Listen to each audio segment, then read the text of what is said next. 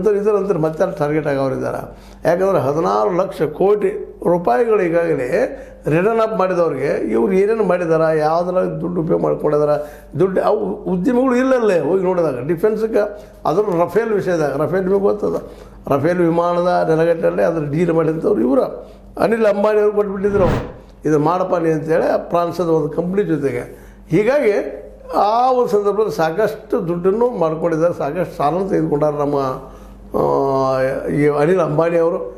ಮುಖೇಶ್ ಅವರು ತೆಗೆದುಕೊಂಡಾರೆ. ಮತ್ತು ಬೇರೆ ಈ ದೇಶದಲ್ಲಿ ಅದಾನಿ ಅಂಬಾನಿ ಅಥವಾ ಇನ್ನುಳಿದ ಕಾರ್ಪೊರೇಟ್ಗಳಿಗೆ ಸಿಕ್ಕಷ್ಟು ಲೋನ ಉಳಿದವ್ರು ಯಾರಿಗೂ ಸಿಕ್ಕಿಲ್ಲ. ಲಕ್ಷ ಲಕ್ಷ ಕೋಟಿಗಳಲ್ಲಿ ಸಿಕ್ಕದ ಅಂತೇಳಿ ಲೋನ್ ಸಿಕ್ಕದ, ಅದು ಮರಳಿಸಲಾರ್ದ ಕಂಪ್ನಿ ಲಾಸ್ ಆಗ್ಯದ ತೋರಿಸಿ ಅನೇಕ ಕಂಪ್ನಿಗಳು ಬಂದ್ ಮಾಡಿ 16 ಲಕ್ಷ ಕೋಟಿ ರೂಪಾಯಿಗಳನ್ನು ರಿಟರ್ನ್ ಅಪ್ ಮಾಡಿಸಾಗಿತ್ತು ನಮ್ಮ ಮುಂದದ.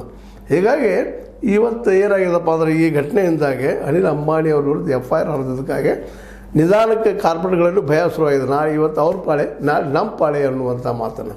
ಯಾಕಪ್ಪ ಅಂತಂದ್ರೆ ಯಾರು ಅವರ ಸಿದ್ಧಾಂತಕ್ಕೆ, ಮೋದಿ ಅವರ ಸಿದ್ಧಾಂತಕ್ಕೆ ಅಥವಾ ಅವರ ಅಧಿಕಾರದ ತೆಗೆದುಕೊಳ್ಳೋದಕ್ಕೆ ಪ್ರಯತ್ನ ಮಾಡ್ತಿರ್ತಾರೆ, ಅದಕ್ಕೆ ವಿರೋಧ ಮಾಡ್ತಾರೆ. ಅವ್ರ ವಿರೋಧಿಗಳಂತ ಕನ್ಸಿಡರ್ ಮಾಡಿ ಆದಷ್ಟು ಅವ್ರಿಗೆ ತೊಂದರೆ ಕೊಡೋದನ್ನು ಶುರು ಮಾಡಿಬಿಡ್ತಾರೆ ಅನ್ನುವಂಥ ಮಾತದ.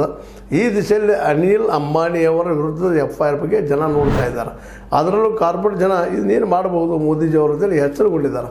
ಅದಕ್ಕಾಗಿ ಒಂದು ಕಡೆ ಮುಖೇಶ್ ಅಂಬಾನಿ ಇನ್ನೂ ಇವತ್ತು ಕೇಳ್ತಾ ಇದ್ದೀವಿ ನಾವು, ಸುದ್ದಿಗಳು ಬರ್ತಾ ಇದ್ದಾವೆ, 140 MP ಕೊಂಡು ಕಾಂಗ್ರೆಸ್ ಸಪೋರ್ಟ್ ಮಾಡಿ BJP ಸರ್ಕಾರ ಕೆಲವು ಸಾಧ್ಯತೆಗಳಿದ್ದಾವೆ ಅನ್ನೋಂಥ ಮಾತುಗಳು ಕೇಳಿ ಬರ್ತಾ ಇದ್ದಾವೆ.